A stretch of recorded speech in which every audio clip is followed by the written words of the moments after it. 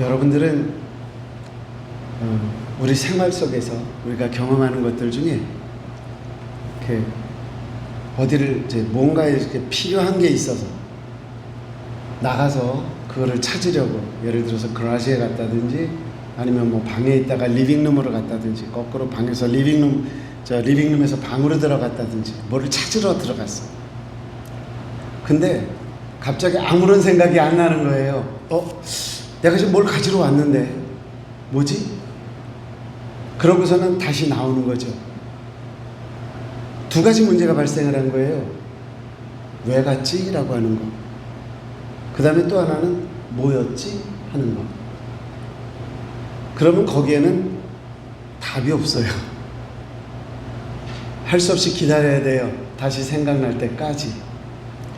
심지어 저는요, 벌써 꽤 됐습니다만 젊었을 때죠. 그러니까 40대 초반 뭐 이런데 어느 날 교회를 가서 예배를 다 마치고 그 다음에 이제 그 주일날 설교를 해야 되니까 모든 그 텐션이 이제 다 돼 있다가 주일 예배를 딱 마치고 나면은 긴장이 쫙 풀어지거든요.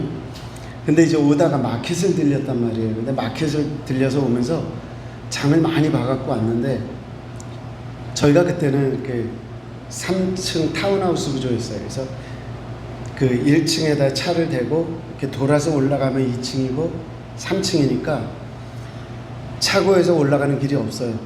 다 들고 이렇게 돌아야 돼요. 그래서 이걸 열심히 이제 짐을 다 들고서 올라가서 내려놓고서 정리를 하는데, 저희 아이들 이제 아이가 셋인데 두 녀석이 나가서 이제 놀겠다는 거죠. 주일날 예배 끝나고 이제 동네 왔으니까 친구들하고 놀겠다. 그래서 가라고 그렇게 얘기를 하고 한참 짐 정리를 하고 있는데 뭔가가 허전한 거예요. 그러고서 돌아봤더니 막내가 안 보여요. 나가 논다고 그럴 때 막내도 같이 갔으리라 생각을 했는데 기억이 잘 안 나는 거예요. 그래서 아차 싶어가지고 다시 그라시에를 갔더니, 저희가 그때 미니밴을 가지고 있었는데 맨 뒷칸에 있던 막내가 차에서 그때까지 자고 있는 거예요. 그때까지도 몰랐어요. 애를 깨워가지고 데리고 들어왔던 적이 있어요. 혼자서 머리를 탁탁 두들기면서 뭐라고 그랬겠어요? 이런 정신머리 가지고는. 아이를 잃어버렸는데 몰랐어요. 그나마 어디에서 있었을 것이다 라는 생각은 했죠. 왜? 차 타고 왔으니까. 그런데 우리는 종종 뭔가를 잃어버리면서 어디서 잊어버렸는지도 모를 때가 있죠. 그럴 때는 그야말로 대책이 없어요. 저만 그런 거는 아닐 거예요. 우리는 뭔가를 잃어버리고 기억나지 못하고 그냥 언젠가 막연하게. 그래서 요새는요, 스마트 디바이스 중에 별게 다 있잖아요. 제가 스마트워치를 차고 있는데 이게 좋은 게 뭔 줄 아십니까? 전화기를 어디다 놨는지 모를 때에 이거를 누르면은 전화기가 어디에 있는지를 찾아줘요. 삑삑삑삑 소리가 나면서. 거꾸로 제가 이 스마트 디바이스를 어디다가 꽂아놨냐면 열쇠에다 꽂아놨어요. 차키에다가. 어디 가서 차키를 방 어딘가 놔뒀는데 기억이 안 나잖아요. 전화기를 들고 탁 찾으면은 차키가 어디 있는지 삑삑삑삑 거려요. 그래서 빨리 찾고는 하지요. 우리는 어디서 잊어버렸는지, 무엇을 잃어버렸는지 그것을 기억해내기만 하면 정답은 있어요. 그런데 이것을 해결하지 못할 때는 답이 없더라 하는 거지요. 오늘 말씀으로 돌아가서 한번 볼게요. 오늘 이 사건은 저와 여러분들이 수없이 들었던 그러한 일일 겁니다. 선지 학교를 세우는데 엘리사 선지자가 학교가 너무 많아지다 보니까, 학생이 많아지다 보니까 학교를 이제 새로 좀 증축을 해야 될 그런 상황이 되었어요. 그래서 증축을 하기로 결정을 하고 생도들에게 말을 합니다. 그랬더니 요즘으로 말하면 신학생들이 우리가 좀 하겠습니다. 근데 그 중에 한 학생이 도끼를 가지고 물가 옆에서 나무를 찍습니다. 근데 하필이면 이 도끼가 픽 하고 날아갔네요. 그리고 물에 풍덩 하고 빠졌습니다. 자, 이 상황에서 이 학생은 선지자를 찾았습니다. 그리고 선지자가 왔을 때에 이러이러 저러저러. 제가 나무를 자르려고 했는데 자르다가 실수로 그만 도끼를 빠뜨렸습니다. 그래서 제가 지금 이것을 찾아야 되는데 정말 큰 문제는 이 도끼가 제 것이 아니라 빌려온 것입니다. 어떻게 하면 좋겠습니까? 그때 엘리사 선지자가 나뭇가지를 던져서 물에 빠졌던 도끼를 이제 뜨게 하고 그 다음에 이 선지생도가 그것을 끄집어내었다. 그래서 문제는 해결됐다라고 하는 것이 오늘의 이야기지요. 저는요, 어쩌면은 이 생도와 같은, 그런데 어쩌면 생도와 다른 오늘의 성도의 삶을 한 번쯤은 생각해 볼 수 있다고 저는 깨닫게 되었죠. 그래서 여러분들에게 이 말씀을 전하려고 하는 건데요. 먼저 우리가 생각해 봐야 될 것은 뭐냐면 어디서 문제가 시작됐느냐라는 거예요. 어디서의 문제. 이게 도끼가 휙 날아가서 물에 빠졌다라고 하는 거죠. 어디에서? 물에 빠짐으로 말미암아. 그렇기 때문에 선지생도가 그 엘리사 선지자가 오늘 본문 말씀 6절에 이렇게 물어보죠. 하나님의 사람이 이르되 어디 빠졌느냐 하매 그것을 보이는지라 엘리사가 나뭇가지를 베어 물에 던져 쇠도끼를 떠오르게 했다라고 하는 거죠. 어디에 빠졌느냐라고 물어봤어요. 그랬을 때 이 선지생도는 저기 빠졌습니다 라고 빠진 곳을 지목하여서 이야기를 하지요. 자, 어디에 빠졌는지를 만약에 모른다면 어떤 일이 발생을 할까요? 이게 무슨 말이냐면 휙 하고 날아갔는데 물에 빠졌는지 옆으로 떨어졌는지 아니면 또 다른 숲으로 떨어졌는지를 이 사람이 몰랐다 그러면 어떻게 할까요? 물에 빠진 것을 산속에 들어가서 찾을 수도 있고요. 산속에 떨어진 것을 물에 들어가서 찾겠다고 그럴 수도 있지 않았을까요? 그렇다고 하면 어디에 빠졌느냐라고 하는 이 질문에, 그러니까 어디에, 도끼가 어디로 라고 하는 것은 굉장히 중요한 거죠.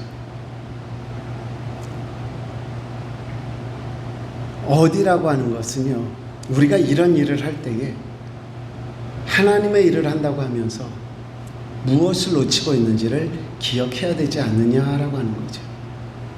하나님의 말씀에 순종하면 아무런 일이 일어나지 않을 것이다. 하나님의 말씀에 순종하면 모든 것이 다 잘 될 것이다. 여러분 정말 그렇게 생각하세요? 하나님의 말씀에 순종하면 별탈이 없을까요? 하나님의 말씀을 따라가면 정말 만사형통할까요? 한 번쯤 생각해 보자고요. 마태복음 6장에는요, 예수님께서 제자들을 오병이어의 사건 후에 갈릴리 바다 건너편으로 보내시는 장면이 있죠. 예수님께서 그들을 보내십니다. 근데 그 말씀을 보면 이렇게 돼 있어요.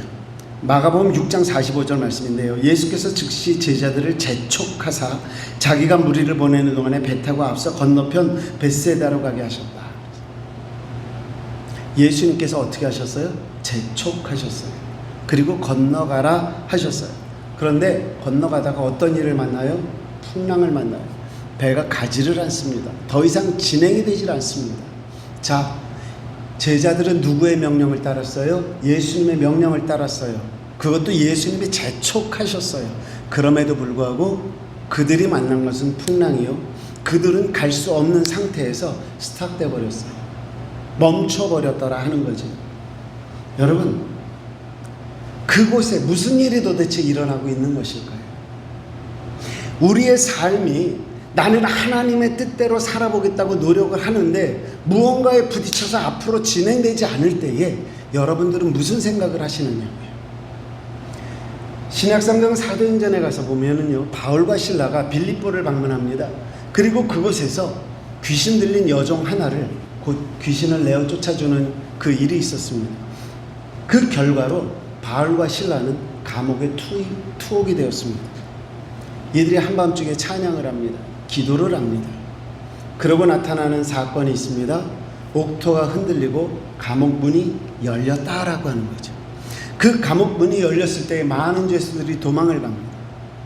그 도망간 죄수들을 바라보면서 그 옥토의 문이 열리는 것을 보면서 그 당시에 간수는 무슨 생각을 하죠? 이제 나는 죽었다. 그래서 그는 자기의 목숨을 끊을까 하는 생각을 하죠. 그때 사도 바울이 크게 외칩니다. 너를 헤아려 하지 말아라. 우리가 여기 있다라고 하는 거죠. 그 말을 들었을 때에 간수는 바울과 실라에게 다가갔고요. 그럴 뿐만 아니라 그들을 자기의 집으로 그 밤중에 초대해서 극진히 먹입니다. 자, 그들이 옥에서 나갔다라는 생각을 할 때 이 간수는 죽을 생각을 했었는데 그럼에도 불구하고 오히려 이 바울과 실라를 자기 집으로 데리고 갑니다. 그리고 극진히 대접을 합니다. 그 결과는 뭐였죠? 그 온 가족들이 그리스도를 영접하고 구원을 받게 되었다라고 하는 거죠. 도대체 바울과 실라는 귀신을 내어 쫓아준 것으로 말미암아 감옥에 갇혔다라고 하는 것은 무언가가 막혀 있는 것이요, 무언가가 스탑된 것입니다. 우리의 인간적인 눈으로 볼 때. 그런데 하나님은 그 속에 무엇을 가지고 계셨어요? 계획을 가지고 계셨어요. 어떤 계획이요? 간수와 그의 가정을 구하겠다라고 하는 하나님의 구원의 플랜이 있었더라는 거죠. 우리가 하나님의 말씀을 따른다고 할지라도 그 속에서는 분명히 문제가 있을 수 있어요. 그러나 하나님은 그 속에서 무언가를, 하나님의 계획을 이루고 계신다라고 하는 거죠. 그렇기 때문에 사도 바울은 그의 말 속에서 우리에게 무엇을 말해주고 있는 줄 압니까? 로마서 12장 2절에 있는 말씀 보니까 너희는 이 세대를 본받지 말고 오직 마음을 새롭게 함으로 변화를 받아 하나님의 선하시고 기뻐하시고 온전하신 뜻이 무엇인지 분별하도록 해라 라고 말씀을 하셔요. 하나님의 뜻이 무엇인지 제대로 아는 것이 중요하다. 도끼를 끄집어내는 그것은 분명히 물에 빠졌다라는 것 시작될 때부터 문제입니다. 그런데 그것이 빠졌을 때에 그곳에서 하나님은 과연 나에게 무엇을 말씀하기를 원하시는 걸까?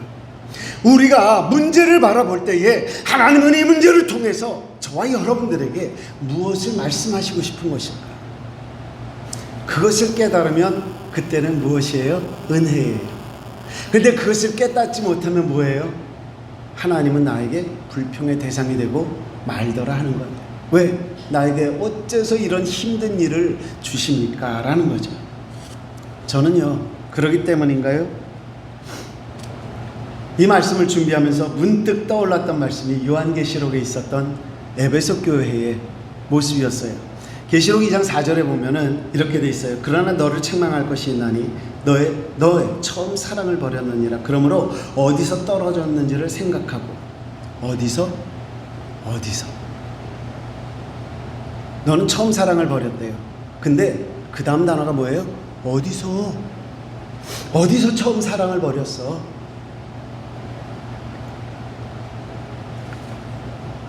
저는 현대 교회 성도님들을 보면서 특별히 나이가 들어가면 들어갈수록 성도님들의 모습을 보면서, 특히 이민교회 성도들을 보면서 너무너무 마음이 아파요.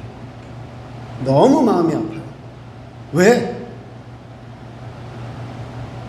어떻게 신앙생활을 해야 되는지를 모르는 것 같아요. 어떤 게 진짜 참된 신앙생활인지를 모르는 것 같아요. 제대로 신앙생활을 하려면 어떻게 해야 될까요? 말씀 봐야죠. 말씀이 나에게 주시는 깨달음을 깨닫도록 노력해야죠. 깨달아지지 않을 때는 깨닫게 하는 지혜를 달라고 기도해야죠. 내가 깨달아졌으면 깨달은 대로 살으려는 노력을 해야죠. 그런데 이것이 다 멈추어져 버렸어요. 인터넷을 통해서 성경은 들음풍월로 알고 있고요. 기도는요, 대충 하면 돼요. 기도에 대한 책을 보고 누군가 하는 기도의 이야기를 듣고 잘 짜집기만 하면 돼요. 그렇게 살려고 노력 안 해도 돼요. 왜? 다들 대충 사는 것 같으니까. 그런데 사실 그래요. 신앙생활이라는 건요, 정확한 스탠다드가 없어요. 쉽게 하려면 한없이 쉽게 할 수 있고요, 제대로 하려면 정말 어려운 것이 신앙생활이지요. 최근 들어서 한국 사회 속에 하나의 이슈가 되고 있는 일 중에 하나가 뭐죠? 손흥정이라고 하는 축구 감독이 손흥민의 아버지인데 그 학생 하나를 그 손흥민 그 축구 교실에서 뭐 때렸다, 욕을 했다, 그래가지고 막 문제가 돼갖고 하더라고요. 저는 정확한 것에 대해서 이렇다 저렇다 그런 말씀을 드리려는 게 아니에요. 한국이라는 조그만 나라에서도 프로 선수가 될 수 있는 확률은 1%가 채 되질 않아요. 1%가 한국에서. 그러면 하물며 메이저리그에 가가지고 잉글랜드 프리미어리그에 들어가서 탑10 안에 들어가는 선수가 되기 위해서 손흥민이라는 선수는 얼마나 힘든 과정을 거쳤을까요? 그것을 아는 이 사람은, 손 감독은 아이들에게 무엇을 기대하면서 가르쳤을까요? 나는 너네들이 이 과정을 무조건 이겨야 된다라고 생각을 한다. 적어도 성공한 축구 선수가 되려면 제가 볼 때는 그거 하나였을 것 같아요. 그렇기 때문에 필요하다면 욕도 했을 것이고, 필요하다면 소리도 질렀을 것이고, 필요하다면 발로 걷어차기도 했을 것이고, 필요하다면 매를 들었을지도 몰라요. 잠언서에서는요, 사랑하는 자에게 매를, 초다를 금하지 말라라고도 돼 있죠. 그렇다고 하면 저는 여러분들에게 이런 말씀을 드리고 싶은 거예요. 하나님이 여러분들의 길을 막았다고 치자고요. 하나님이 그거를 여러분들에게 매로 치신 것이라고 생각을 해보자고요. 그러면 그 자리에 무릎 꿇었을 때 우리는 하나님 어찌하여 나를 와임이 라고 하는 그 부르짖음이 있어야 됩니까? 하나님 무엇입니까? 라고 하는 기다림이 필요한 것입니다.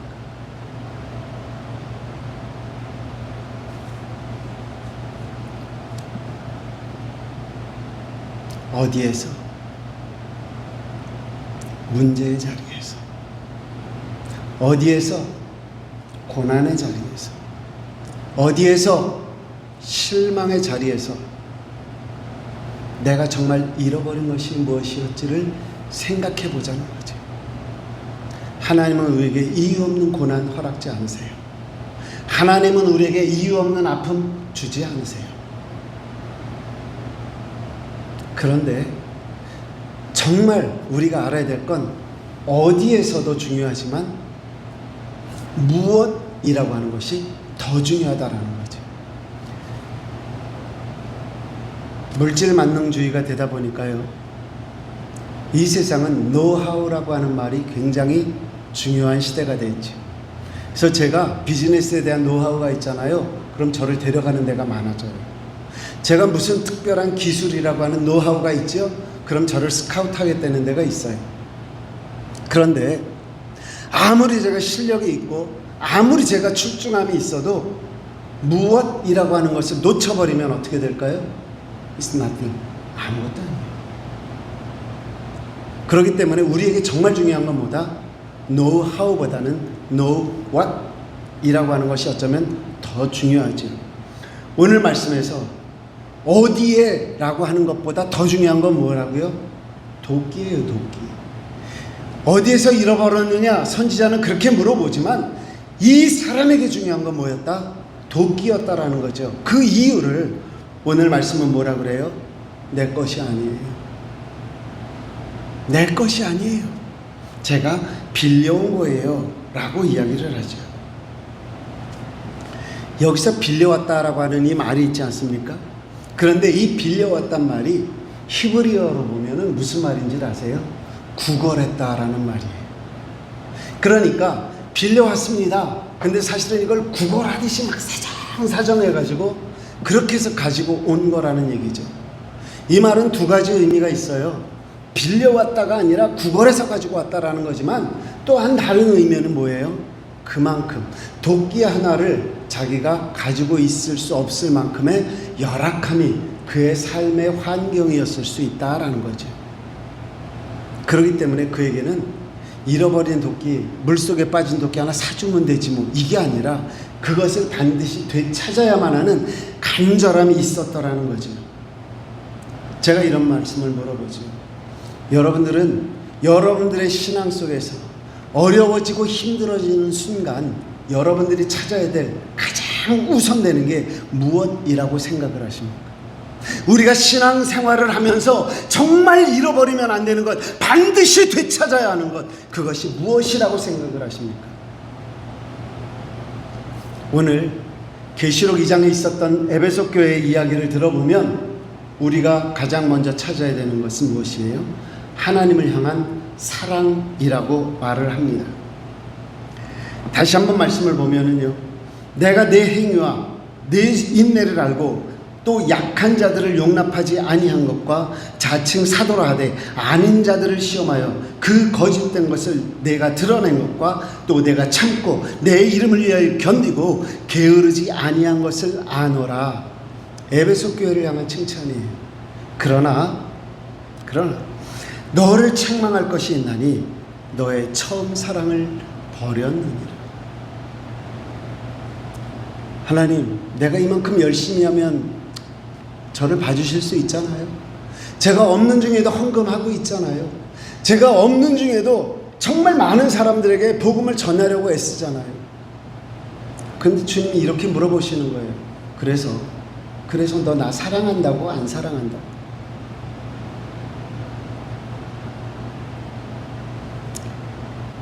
제가 미국에 처음 왔을 때에 제 눈에는 눈물 마를 날이 없었습니다.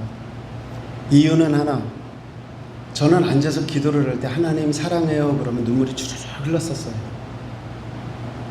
정말 기도 열심히 했습니다. 저는 이제 무릎 꿇고 앉기가 힘들 만큼 제가 다리가 굵었었어요. 그러다 보니까 항상 이제 책상 다리를 앉고 앉는데, 그러면 이제 밑에 들어가는 발이 있잖아요. 복숭아뼈가 굳어가지고 두꺼워져요. 그럼 그거를 깎아내야 될 정도로 그렇게 복숭아뼈에 굳은 살이 배겼었어요. 지금은 없어요. 그때만큼 기도를 제가 안 하고 있다는 얘기겠죠? 지금은 하나님 사랑해요 그래도 눈물도 안 나더라고요. 제가 메말라 버린 거겠죠. 그 사랑을 점점 놓쳐가고 있는지 식어가고 있는지 아니면 그냥 습관화되어져 가고 있는지 모르겠어요. 여러분들은 어떠세요? 하나님 사랑하세요? 아무리 내가 열심히 해도 에베소 교회를 향한 하나님의 책망 속에 무엇이 있는 줄 압니까? 5절에 있는 말씀, 그것을 보니까 만일 그리하지 아니하고 회개치 아니하면 내가 내게 임하여 내 촛대를 그 자리에서 옮기리라 라고 말씀을 하셔요. 내가 너를 더 이상 선택받은 사람이라고 인정하지 않을 거야. 나를 사랑하는 모습을 회복해 줄 수 없겠니?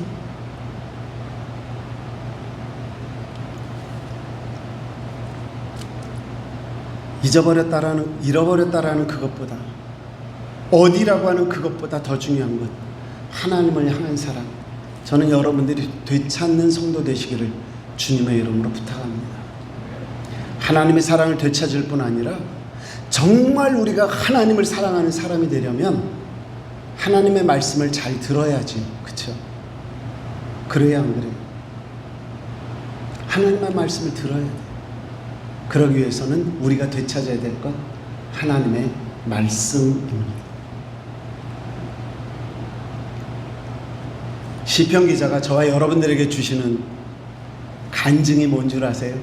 시편 119편 105절에 보니까 주의 말씀은 내 발의 등이요 내 길의 빛이니이다. 무슨 말일까요?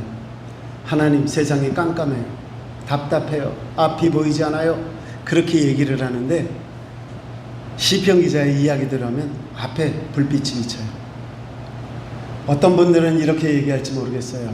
아니, 이게 수백 미터 앞을 아니면 수천 미터 앞을 쫙 비춰주는 그런 빛이면 좋겠어. 그럼 내가 염려하지 않고 갈 거 아니에요. 정말 그럴까요? 정말 그럴까요? 우리가 하루하루를 하나님에게 맡기지 않는데 수천 일을 보여주면은 우리가 하나님에게 모든 걸 맡길까요? 잘 될 걸 내가 아는데? 안 그럴 것 같은데요? 제가 주기도문을 말씀드리면서 그런 이야기를 하잖아요. 왜 우리 예수님은 주기도문을 우리에게 가르쳐 주면서 우리에게 일용할 양식을 주옵시고 Give us our daily bread. Why it must be daily? 왜 매일매일이라고 이야기를 할까? 왜 일용할이라고 이야기를 할까? 주님은 우리를 매일 보고 싶어 하신다고요. 우리의 발걸음을요 한 걸음 한 걸음 인도하기를 원하신다고요. 멀리 보여달라고 하는 건 우리 욕심 아닐까요? 그게 말씀인데 우리는 그 말씀을 덮어놓고 믿어요. 제가 하는 표현 훅탁 성경 있어요. 성경 놔두고요 먼지 털고 그러고 성경을 들고 다녀요.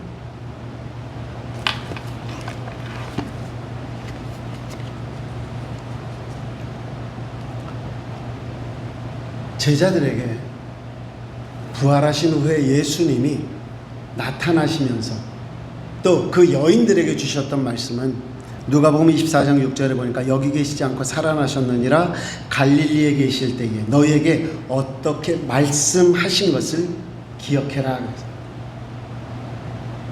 어떻게 말씀하셨는지 기억하라. 사도행전 20장 31절에 보니까 그러므로 너희가 일깨어 내가 3년이나 밤낮 쉬지 않고 눈물로 각 사람을 훈계하던 것을 기억해라. 사도 바울의 이야기예요. 하나님의 말씀을 가르쳤잖아. 그 말씀 기억해. 그 이야기예요. 말씀을 찾는 것, 그것은요 나에게 있어서 가장 중요한 것이에요. 왜요? 이런 말 하지요. 최고의 수비는 최선의 공격이다. 그렇죠? 방어는 곧 공격이에요. 그런 차원에서 하면 사단이 우리를 공격할 때 우리가 그와 맞서 싸울 수 있는 최고의 방어이며 수단은 뭐예요? 말씀을 가지고 그를 상대하는 것이요 공격하는 것 아니겠습니까? 그러니까 우리는 하나님을 향한 사랑도 찾아야 되고 하나님의 말씀도 찾아야 되죠. 그렇기 때문에 여호수아 1장 8절에서 우리 하나님은 저와 여러분들에게 이렇게 말씀하시죠. 이 율법책을 내 입에서 떠나지 말게 하며 주야로 그것을 묵상하여 그 가운데 기록한 대로 지켜 행하라. 그리하면 이 내 길이 평탄하게 될 것이요 내가 형통하리라. 하나님을 향한 사랑, 하나님의 말씀, 이것이 우리에게는 반드시 찾아야 할 그 무엇이라고 하는 것 기억하시기 바랍니다. 그 대신 하나님이 오늘 말씀을 통해서 우리에게 주어지는 또 다른 결과는 뭐냐? 문제는 하나님이 해결하신다라고 하는 겁니다. 하나님이 해결하신다. 하나님이 해결하시는 것을 우리가 말하기 전에 다시 한번 정리를 해볼게요. 문제가 발생을 했어요. 어디서 어떻게 해라고 하는 문제, 그것이 문제 해결의 시작이에요. 그렇죠? 어디서 어떻게. 나는 어디서 내 믿음을 상실했는가? 어디서 내가 하나님을 믿는 믿음이 변해버렸는가? 언제부터 나에게 있어서 하나님보다 세상 것이 더 소중하게 되었나? 언제부터 내가 이런 핑계 저런 핑계 대며 하나님을 원망하게 되었는가? 그때에 도끼를 찾아 올려주던 하나님의 사람은 우리에게 이렇게 말을 하죠. 하나님을 사랑하는 것을 회복해라. 하나님의 말씀을 되찾아라. 하나님을 사랑하는 마음으로 말씀대로 사는 노력을 해라. 그리고 주어지는 결론입니다. 하나님이 문제를 해결하신다. 한번 따라해 보실래요? 하나님이 문제를 해결하신다. 믿으십니까? 네. 아멘. 안 믿어져도 아멘 하세요. 무슨 뜻일까요? 저도 문제 해결되지 않은 거 되게 많아요. 저도 해결이 안 돼요. 근데 그럼에도 불구하고 믿는 거예요. 왜? 내가 하나님 뜻 안에 있기에. 자, 요엘서 2장 32절에 있는 말씀 보니까 이런 표현이 있어요. 누구든지 여호와의 이름을 부르는 자는 구원을 얻으리니 이는 나 여호와의 말대로 시온 산과 예루살렘에서 피할 자가 있을 것이며 남은 자 중에 나 여호와의 부름을 받을 자가 있을 것이니 여호와의 이름을 부르는 자는 구원을 얻으리니. 아멘. 여러분 이게 문제 해결이에요. 재정의 문제가 있어요. 재정의 문제에서 나를 구원해 주셨어요. 문제 해결됐다는 뜻 아니에요? 건강의 문제가 있어요. 강건하게 하셨어요. 이게 뭐예요? 구원일 수 있잖아요. 여호와의 구원이라고 하는 단어는 우리가 영적으로 구원받아 천국에 간다, 그 이상의 것들을 다 포함할 수 있어요. 제가 가끔 말씀드리지만 저도 2주 동안 ICU에서 산소 호흡기를 끼고 일어나지 못하던 때가 있었어요. 저는 지금 덤으로 살잖아요. 그렇기 때문에 하나님 앞에 항상 감사해요. 내 힘으로 할 수 있는 건 아무것도 없었어요. 아무리 발버둥을 치려고 해도 할 수 없었어요. 하나님이 살려주셨어요? 이유가 있으시겠죠. 중요한 건 뭐다? 하나님의 하심을 믿는다면 내게 있는 상황이 내가 원하는 상황이 아니어도 그대로 받아들이는 거예요. 이것보다 더 아름다운 믿음은 없는 거죠. 앞에서도 말씀드렸지만 여호와는 나의 빛이요 나의 구원이시요 내 발등의 빛이, 그분이 누구다? 하나님이시다. 여러분의 문제 혹은 저의 문제는요, 사람의 손에 있는 게 아니더라고요. 하나님께서는 우리가 생각하지 못한 방법으로 해결해 주셔요. 자, 오늘 도끼가 무리로 떠올랐어요. 나뭇가지 하나 집어 던졌다고. 자, 어떤 사람은 이거를 가지고 보면서 말도 안 돼. 어떻게 그런 일이 있을 수가 있어. 이거는 과학적으로 증명이 될 수가 없는 거야. 이거는 논리가 안 돼. 이건 비과학적이야. 라고 얘기를 하죠. 그런데 저는 거기에 대해서 이런 말씀을 드리고 싶어요. 이거는 과학을 초월한 능력이에요. 초과학적인 거예요. 그렇죠? 왜? 과학으로 증명될 수 없는 거니까. 과학적으로 설명이 되지 않는 거니까. 여러분, 출애굽했던 이스라엘 백성들이 광야로 나왔을 때에 그들의 물이 없어가지고 하나님을 불평하던 사건 기억하십니까? 그들이 도착한 연못이 있었어요. 그것이 마라라는 곳이었습니다. 먹을 수가 없었어요. 그때에 모세가 그곳에 나뭇가지 하나를 던집니다. 그리고 그게 단물이 되어서 모두가 마실 수 있었지요.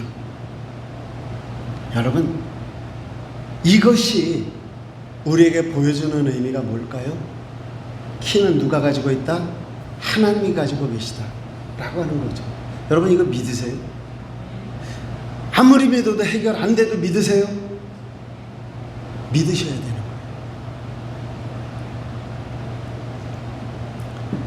믿음에 대한 부분을 저는 이렇게 설명할게요. 마태복음 21장 22절에 있는 말씀이에요. 너희가 기도할 때 무엇이든지 믿고 구하는 것은 다 받으리라. 주님의 말씀입니다. 요한복음 11장 22절에 있는 말씀. 그러나 나는 이제라도 주께서 무엇이든지 하나님께 구하시는 것을 하나님이 주실 줄을 믿나이다.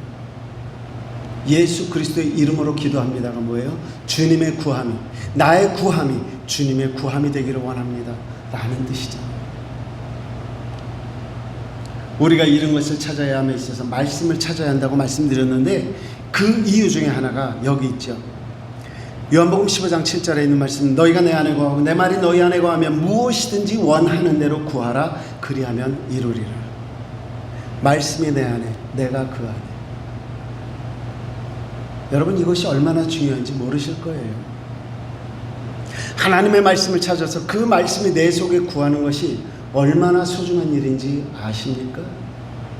하나님의 말씀이 내 속에 거할 때 하나님이 직접 일하신다는 것이 무슨 의미인지 아시냐고요. 가룟 유다가 마지막 만찬에서 예수님과 더불어 만찬을 즐기고 있는 그때에 어떤 일이 벌어져요? 사단이 그 속에 들어가니라. 기억하시죠? 그러고 나서 가룟 유다는 어떤 일을 합니까? 예수님을 파는 일을 하죠. 사단이 들어가는 순간 가룟 유다는 죽고 그 속에 누가 살아요? 사탄이 살아요. 하나님의 말씀이 내 속에 들어오는 순간 나는 죽고 누가 산다? 그리스도께서 사신 것이다 라고 하는 거죠. 그런즉 이제는 내가 산 것이 아니요 내 안에 그리스도께서 사신 것이라. 갈라디아서 2장 20절 말씀 아닙니까? 여러분, 우리 주님은요, 그런 분이세요. 우리 하나님은요, 그런 분이세요. 우리가 하나님 앞에 회개하고 그 믿음을 고백할 때 우리 하나님은 어떤 분이실까요? 문제 해결뿐만 아니라 우리를 깨끗하게 만들어주시는 분이에요. 저는 이 장면을 생각하다 문득 그런 생각을 해봤어요. 도끼질을 왜 하필이면 물 옆에서 해 임마. 그러니까 빠지지. 끝나고 나서 도끼를 탁 꺼내주면서 엘리사가 그 신학생한테 한마디쯤은 할 수 있지 않았을까요? 저 같으면 그랬을 것 같아요. 우리 부모 된 입장에서 안 그런가요? 애가 뭐 실수를 해서 잘못했어요. 그러면 그거를 해결을 해줘요. 그러면서 꿀밤을 한 대 탁 주워박으면서 뭐라고 해요? 다시는 이렇게 하지 마! 뭐 이럴 수 있잖아. 엘리사는 성경에 보니까 아무 말을 안 했더라고요. 저는 그 속에서 갑자기 하나님의 마음이 느껴지는 거예요. 그러면서 다시금 되새기게 되는 말씀, 이사야서 43장 25절 말씀, 곧 나는 나를 위하여 내 허물을 도말하는 자니 내 죄를 기억하지 아니하리라. 하나님의 말씀입니다. 히브리서 10장 17절에 있는 말씀 보니까 또 저희 죄와 저의 불법을 내가 다시 기억지 아니하리라 하시니 주님의 말씀입니다. 하나님은 문제 해결해 주시면서 우리가 져야 하는 그 벌든 짐들을 다 풀어주셨어요. 자, 정리해보죠. 어떤 짐을 가지고 계세요? 어떤 문제를 가지고 계세요? 이제는 어디에서 어떻게를 기억해야 되고, 그러나 더 중요한 게 뭐예요? 무엇이에요? 하나님, 사랑, 말씀. 이것이 내 마음에 와 닿을 때 우리는 주님 앞에 무릎 꿇어야 돼요. 하나님 해결해 주실 것입니다. 믿는 거죠. 해결해 주시지 않으면 그 속에 있는 뜻을 하나님은 우리로 분명히 알게 하실 겁니다. 그것 가지고 원망하던 그 순간의 죄들, 아니면 내가 살아오면서 깨달았어야 하는데 깨닫지 못하고 범했었던 모든 잘못들, 주님은 깨끗이 도말하여 주실 것입니다. 여러분들은 어디에서 어떻게 그 소중한 것을 이루셨습니까? 여러분들에게 그 소중한 것은 하나님의 사랑입니까? 아니면 주님의 말씀입니까? 아니면 다른 것입니까? 여러분들의 믿음은 하나님이 해결해 주실 것입니다 라는 분명한 믿음입니까?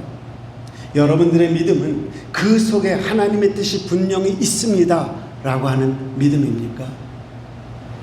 오늘 주님은 저와 여러분들에게 말씀하십니다. 나는 내 하나님이다. 기도하겠습니다.